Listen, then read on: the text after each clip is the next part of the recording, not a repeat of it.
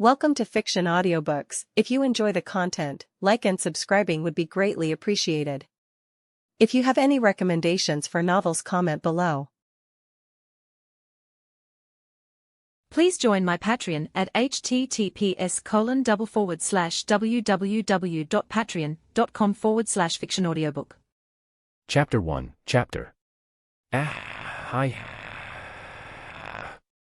I screamed as I fell down what felt, or looked, like a tunnel or hole. It was like going through the universe. There were galaxies, stars, nebulas, and, is that a black hole? I thought black holes were not visible because they don't let light escape. Well, I can't think too much about it because I'm still falling. I felt sick and dizzy from falling like this. I don't know what it's like to fall from a great height, but this must be it. I don't know how long I've fallen for, but eventually, I hit some kind of floor. It was a hard landing and I felt the wind get knocked out of me. I lay there for a bit to get my breath back and until I stopped feeling dizzy after I fell for who knows how long. You were falling for, let me see here, a long time. It probably felt shorter for you though. Anyway, welcome to your death. Or something. I look around at where I am and instantly recognize this place. It was the kitchen of my house. It was kind of small, but it had everything someone needed to cook with and eat. There was a small table for eating. The stove was next to the sink and the cupboards were above and next to the stove. There was also a refrigerator. I got up and looked around. One thing I noticed was that it was way brighter than usual. Another thing I saw was that the doorways of the kitchen were completely white. When I tried to look out, it was only a vast white expanse, like a white void. You know I'm still here, right? I looked toward where the sound was coming from and I saw a bright yellow light.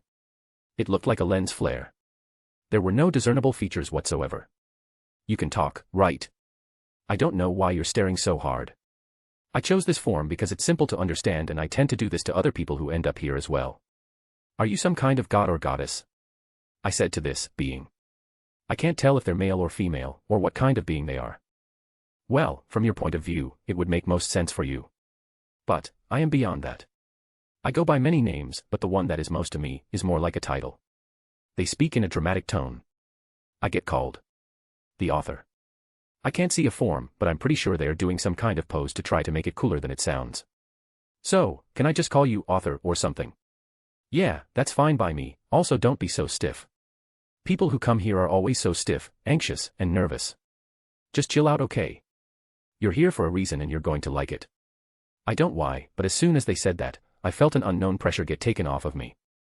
I felt much more relaxed and calm as if I had reached some sort of enlightenment. See? That's better. Now let's get started on the process for your next life. They replied in a very enthusiastic and happy manner.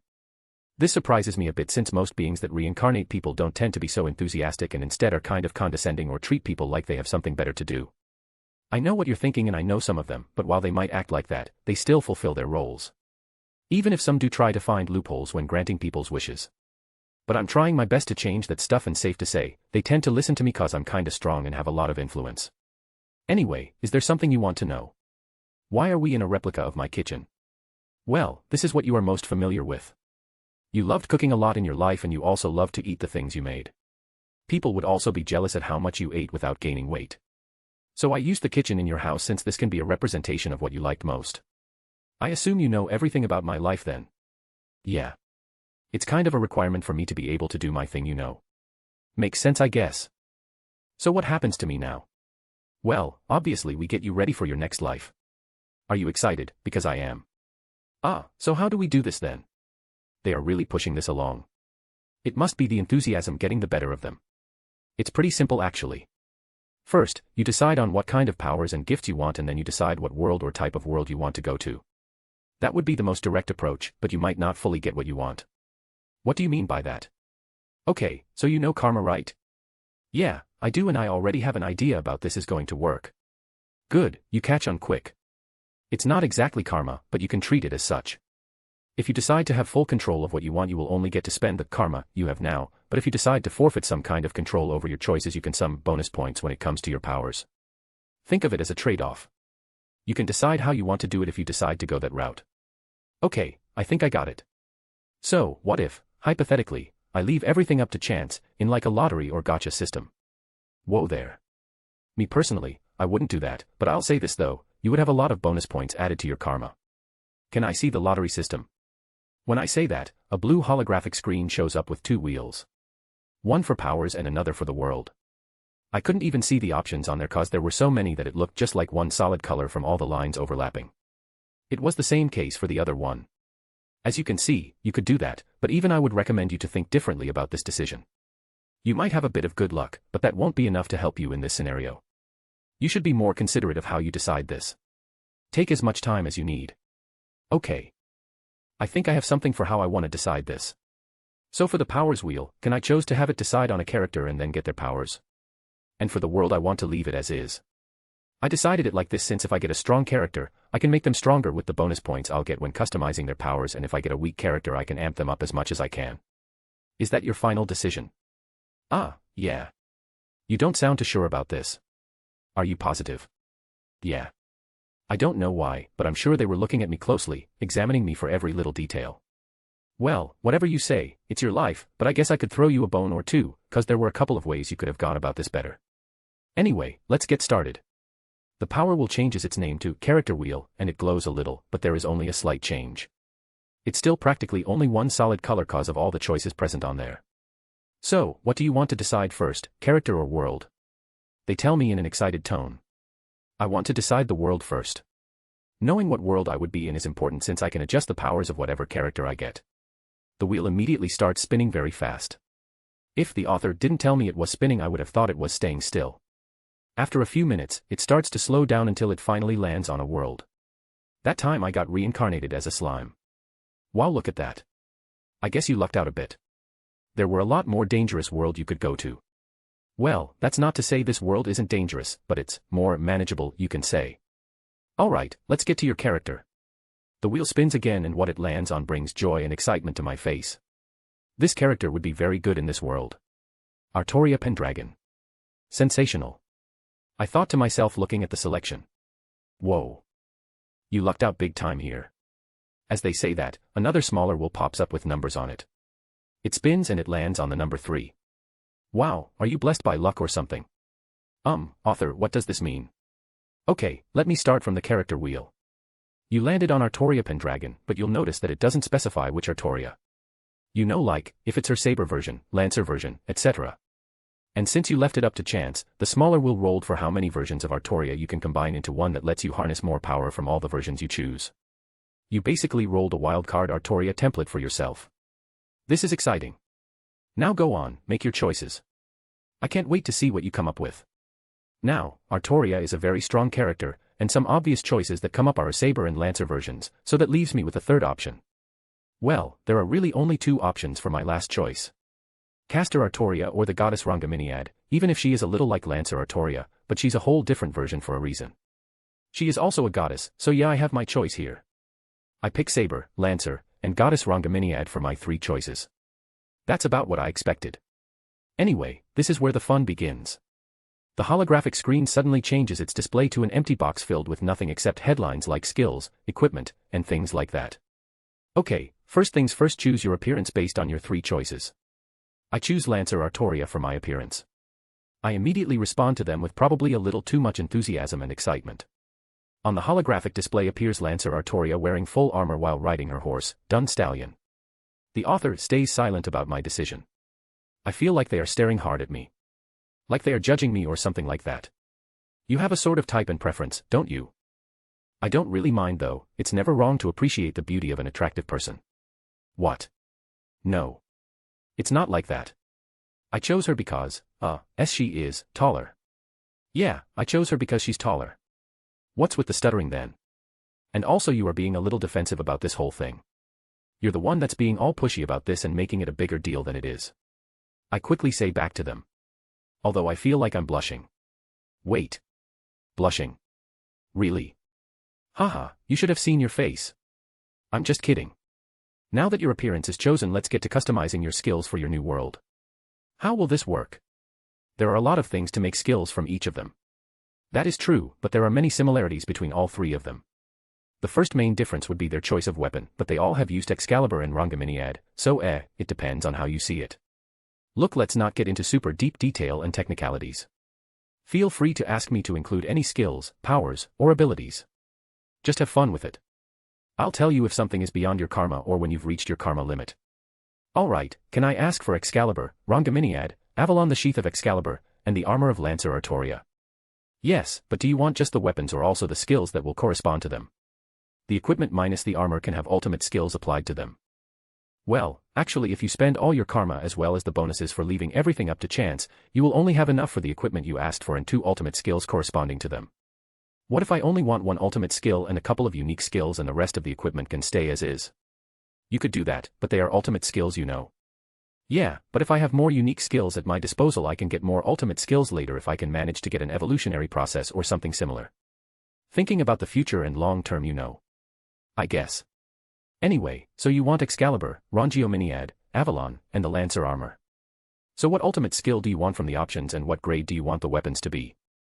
Also, whatever piece of equipment you choose for your ultimate skill will automatically be given a god or mythological grade. Think of it as the bone I said I would throw you earlier. This choice, for me at least, comes down to either a lot of offensive firepower or possibly the best defense out there. I will choose defense this time. Honestly, with how strong these weapons are and their corresponding ultimate skill, it would just be personal preference really. I want an ultimate skill for Avalon and I want the grade of the rest of the equipment to be legend grade. Author lets out a small whistle from hearing my choice. The screen updates with the equipment I requested along with their corresponding grades. The skills tab also gets updated with only 1 skill on there called Avalon, the ever-distant utopia, categorized as an ultimate skill. Do you want an explanation of what it gives you? They ask in a knowing tone, confident that I will let my curiosity say yes for me. And they are right. Yes. Well, it's simple really. It only has 4 sub-skills, but one of them is really the meat and potatoes of the skill. It also comes with a lot of resistances as a bonus as well, but that should be obvious given what Avalon is and all that. Take a look at the screen for the skill details. I look at the screen and see an arrow next to the Avalon ultimate skill. I tap it and the 4 sub-skills are shown. Avalon, the ever-distant utopia. Immortality. Multidimensional barrier. Infinite regeneration. Land of fairies. It looked pretty self-explanatory to me and it also looked a bit retrofitted to the world of Tensura. I click on the Land of Fairies skill, which I'm 100% sure is exclusive to this ultimate skill, and see what it does. I see, so it's like that. While the other sub-skills are kind of passively activated all the time unless I decide to deactivate them, Land of Fairies would be considered the active part of the skill and it's probably the best defense ever if I take it at face value. I can basically activate it and I get transported into, well, the Land of Fairies, where it says nothing can get past the barrier, and that's its basic function. I can also control how the Land of Fairies activates and I can take others with me. It also heals any and all damage to everyone inside. Should I be all, domain expansion, Land of Fairies and then make a super cool hand sign and then absolutely annihilate anyone I'm fighting all while being dramatic and intimidating? Nah, sounds a bit much and I probably won't look and be as cool as I think I would look. Well, while you're going over all the ways to use your Avalon ultimate skill, it's time for you to make your unique skills. You can only make 4 and it would be more, but considering what race you will be it's fair. What will my race be? You will be part divine spirit and part dragon. You know, because the dragon part with her magic and all that and also cause of Lancer and Goddess Reincarnated. There are some intrinsic skills that will be given to you, but other than that you have free reign over your 4 unique skills. You can name them what you want and choose the skills that go along with them. You can choose from what skills you know of from the anime or make up your own, or a combination of both. Only 4 unique skills, huh? I should choose skills that showcase what and who Arttoria is. Maybe a King of Knights skill. Oh. What about an instinct unique skill? That's an important part of her powers. She is also good at fighting, so maybe a skill that revolves around fighting. Something like Battle Master or something like that. Nah, doesn't sound that good.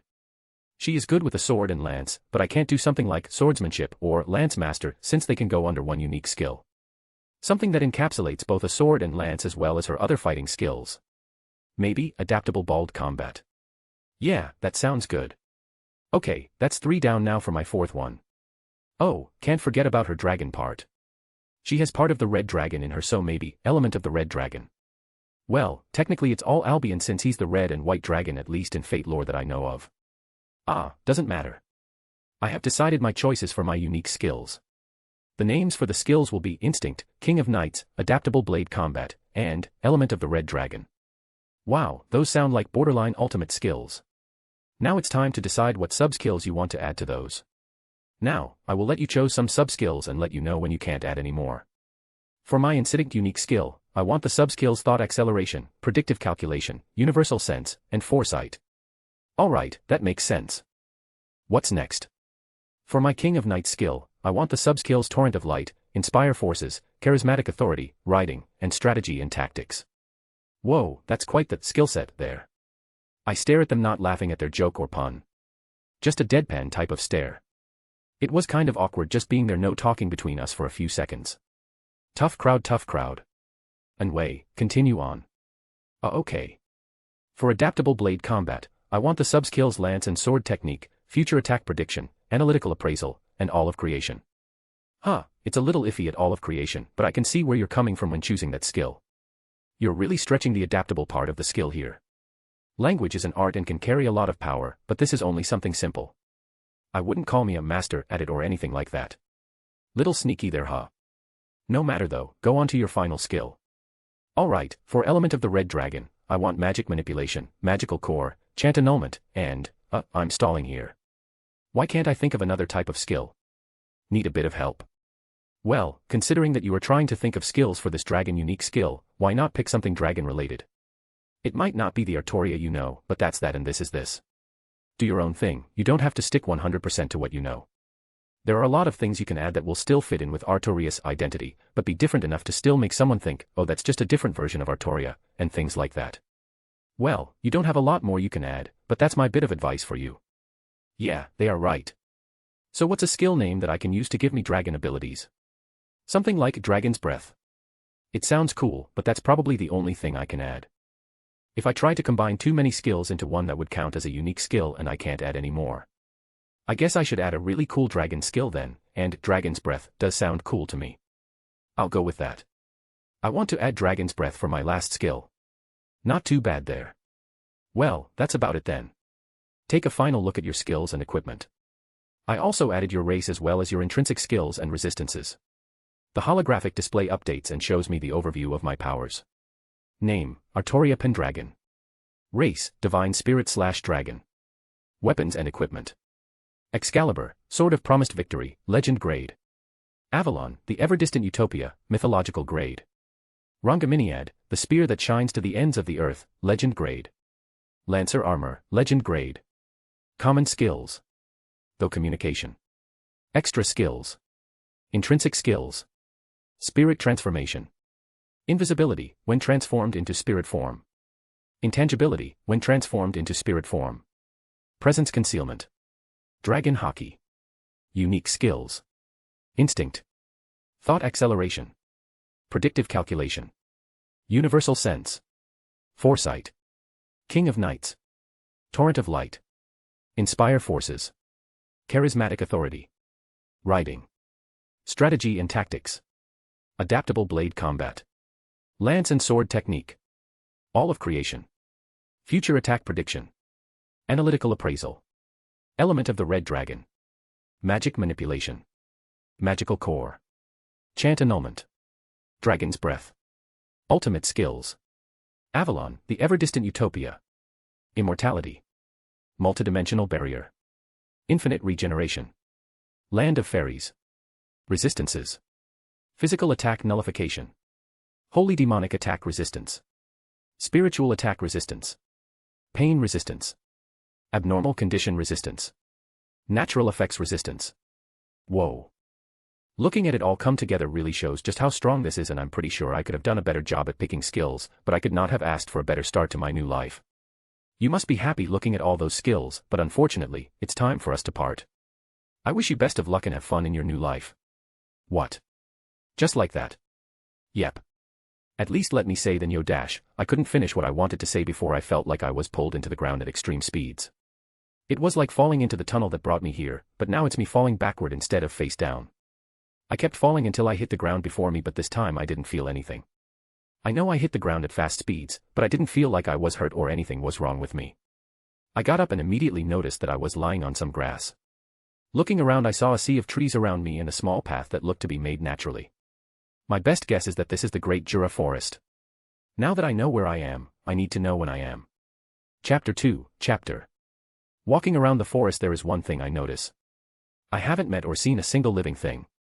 No animal, creature, beast, or any semblance of intelligent life. I made sure it wasn't my aura, like when Rimuru let all his aura out, which made everything run away from him. I made sure to reduce my aura to increase my chances of finding something and not end up scaring it. Maybe it isn't my aura, but the natural presence and respect I command, just being near me. I am part divine spirit and dragon, so all the living beings probably just sense that naturally and want to leave me alone, but wouldn't they want to meet me and try to gain favor? I thought to myself, 'cause all the monsters in the forest tend to respect and kneel to those stronger than them. It's a literal rule of the jungle, here. I keep walking, testing out my abilities. I try sensing my surroundings with universal sense, but it comes up empty. I just feel trees, vegetation, and more trees. I don't know how long it's been, but I would like contact with something. Even a rabbit would make me happy at this point. I should try to find the cave Veldora is sealed in. That would give me a good chance to know around what time I'm in. If he's still trapped, then Rimuru hasn't eaten him up yet. If not, then he either hasn't been sealed yet or Rimuru has already started his journey. I'm trying to talk to myself here to keep me occupied at this point. I still have my sense up to check for any life around. I don't worry about defense, since nothing in this forest can get past my passive defenses. So, I try to just make my way to Veldora's cave by following where the magicules are most dense and abundant. I should be getting closer to the cave. It's a little far, but I'll get my thoughts are interrupted as I feel a presence start to manifest itself in front of me. I saw a green swirl of air with leaves mixed into it, and what appeared was a beautiful young woman with green hair, blue eyes, and soft facial features. She looked a little transparent, but it was negligible. She was wearing a white dress that got more blue-green or aqua-colored as it went down, and was surrounded by vines. Ah, it's Trainee. I don't want to sound mean, but about time she showed up. She was one of the people I was expecting to show up first to meet me. I was so caught up in my excitement of seeing and meeting Trainee that I didn't notice that she was kneeling before me. It was like she was waiting for me to say something first. I turn on thought acceleration and start thinking to myself. What should I say to her first? Considering the fact that she's kneeling, I have the advantage here. Should I present myself as myself or more of an authority figure? Considering that I am part divine spirit, I am probably on the doorstep to becoming a goddess, so that means I am very high ranked for spirits, if not close to or higher than Ramaris, for now at least. I walk towards Trainee, who is still kneeling, and I notice that she seems to get more nervous as I walk towards her. I stop a few feet away from her and look down at her. What is your name, Dryad? // //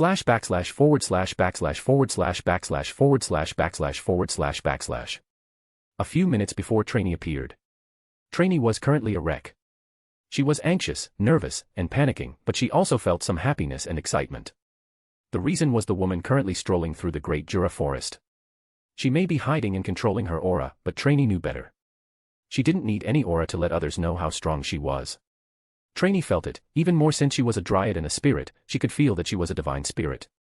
Even just observing her through the trees and vegetation and forest, Trainee knew this was something above her, even though she was the manager of the forest and it was her role to keep an eye out for any kind of danger that would threaten the forest. She hesitated to meet them. Trainee was trying to get herself together and ready to meet the divine spirit. She had to. No other living thing would even get near her, and as the manager of the forest, she had to be the sacrifice. She got ready and finally, she appeared in front of her, and immediately Trainee felt it. She immediately kneeled in front of her to convey respect, not only of her own volition but also from an instinctual feeling coming from being a spirit. She had a sense of it when observing her, but now that she was face to face with her, it was an entirely different experience. Trainee felt that not only was the one in front of her a divine spirit but also part dragon. She would like to hear the story behind that, but there are more important things to focus on. Trainee looked at the part divine spirit and part dragon. She had on blue and silver armor with beige-colored fur coming out on some parts. Her helmet was shaped to resemble a lion with a large mane that reached down to her back. She couldn't see what she looked like behind the helmet, but she wouldn't ask her to take it off out of respect. She exuded a royal and noble aura that just commanded someone to listen to her and give all their attention. Trainee also noticed her equipment.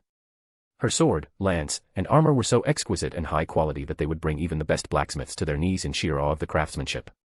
They would do anything if it meant being able to touch it and examine it, even if only for a few seconds. But, the equipment that gave her chills and the most shock was the sheath the sword was in. For Trainee there were no words to properly describe it. The sheath seemed to be as if it came from stories of myths and legends. Trainee's panic only got worse after analyzing to the best of her ability the being in front of her. She may be the manager of the forest, but she knew that this was way out of her league. She felt she wasn't qualified to interact with a being like the one in front of her, but she was going to do her best. Trainee noticed that they were walking towards her before stopping and looking down at her. What is your name, Dryad? Trainee heard the voice of the person in front of her. She tried to think about what to say, but her mouth moved on its own to speak for her as if she couldn't control herself. Slash backslash forward slash backslash forward slash backslash forward slash backslash forward slash backslash. Trainee was still kneeling before giving her response. My name is Trainee and I am the manager of the Great Jura Forest.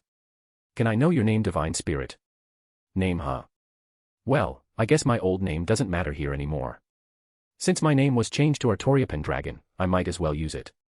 My name is Arttoria Pendragon. Trainee was thinking as fast as she could after hearing Artoria's name. Trainee had never heard that name before and it was surprising since this was someone powerful in front of her. Surely someone this strong would have made some kind of impact in the world and have their name echoed throughout the world. Calm down, Trainee. I can see you're thinking about me a lot, and normally I would be happy if someone like you were thinking about me, but you don't need to be so anxious and be nervous around me. I appreciate you wanting to be respectful, but you can talk to me normally like a friend or something. Arttoria responded to Trainee in a friendly manner, showcasing that there wasn't a need to be so formal since they were not in a proper setting that encouraged that kind of behavior. Trainee stands up and looks face to face with Arttoria. Why haven't I heard of someone like you? Well, I'm relatively new to this place and I haven't cared for getting involved in things. Arttoria decided to go with this kind of story. Was it convincing or kind of believable? Not really, but she didn't care. There was no one who could do a sort of background check or anything since she basically didn't exist until a few hours ago. Trainee wasn't really convinced, but she left it alone assuming that Arttoria had some kind of secret that she didn't want to tell. Can I ask why you are here in the forest? Trainee asked to try to ascertain the danger of Arttoria, but it was more of a formality since she felt she would have already done something with her strength and power. You don't have to worry about me doing something bad to the forest. I'm only here just going for a stroll. I guess you could say that I'm appreciating the beauty of the forest. Is that really all? I highly doubt someone of your strength would just go for a stroll. You're overthinking things. Not everything has a profound or deep meaning. Sometimes it's the most simple explanation that ends up being the answer to many problems and questions. Wow, what you just said was kind of wise and has that profound meaning you were talking about. Trainee said to Arttoria, sort of calling her out on what she just said. What? Well, that was probably just one of the times someone does something great by accident. I'm not normally dropping wisdom on people like a sage or something. Arttoria clarified quickly to Trainee unless she wanted to be viewed as a wise woman or something forcing her to act a certain way she didn't want to. So I can trust you to not do anything that will endanger the forest? Yes, but if something does happen, don't immediately come to me blaming me for whatever the problem is. You're the manager of the forest, so I'll trust your judgment for whatever problems you encounter. If I'm still around, I might help you if the situation calls for it. Thank you for your help. I'll leave you be then. Trainee then left the same way she arrived. In a green swirl of air with leaves mixed in. Arttoria stood there watching Trainee leave. I guess Veldora hasn't been eaten by Rimuru yet. And since Trainee is the manager, it means that Veldora is already sealed. So I am in between Veldora being sealed and Rimuru eating him. I'll go visit him at his cave and talk to him. Arttoria started walking again in the direction where she sensed the densest magicules. Slash backslash forward slash backslash forward slash backslash forward slash backslash forward slash backslash. Alright, I'm getting kind of bored of just walking around. I haven't met a settlement or anything like that. Hold on a minute, Veldora is still here. How could I forget? When he disappears, that's when all the territories of the inhabitants get all messed up, because they try to replace Veldora as leader of the forest. So everything is still relatively calm for now. I'll just have to wait for Rimuru to eat him, leave the cave and then locate his aura since he won't know to control it. I keep walking towards what I assume is the cave if the magicules I sense tell me anything. I keep walking and then I just stop in my tracks. The magicules I was sensing suddenly disappeared, but it was replaced by a smaller, but noticeable amount. A small smile appeared on my face knowing what this meant. Looks like Rimuru finally ate Veldora. Finally, it won't be so boring just walking around this forest. I'll just wait for him to get away from the cave and meet him before the goblins do. In the meantime, I'll just fight whatever comes my way and get used to my abilities. Chapter 3, Chapter. Time skip. This may come as a complete shock, but I'm kind of strong. After Velodra disappeared, the forest started to become more active. All kinds of creatures were moving around trying to take advantage and expand territory and all that stuff. I'm surprised that some even tried to fight and approach me despite knowing what I am. It wasn't even a fight. It was more of a one-sided beatdown. I didn't even have to take out my sword or lance, just a well-placed punch or kick, and whatever was in my way was just gone. The only time I took out my sword and lance was when fighting against a night spider. It wasn't a hard fight as I was just using it to test out my weapons and abilities. Imagine my surprise when Excalibur and Rangaminiad sort of just sliced and pierced the armor, easily killing it very fast. Just kidding, of course, I expected something like this.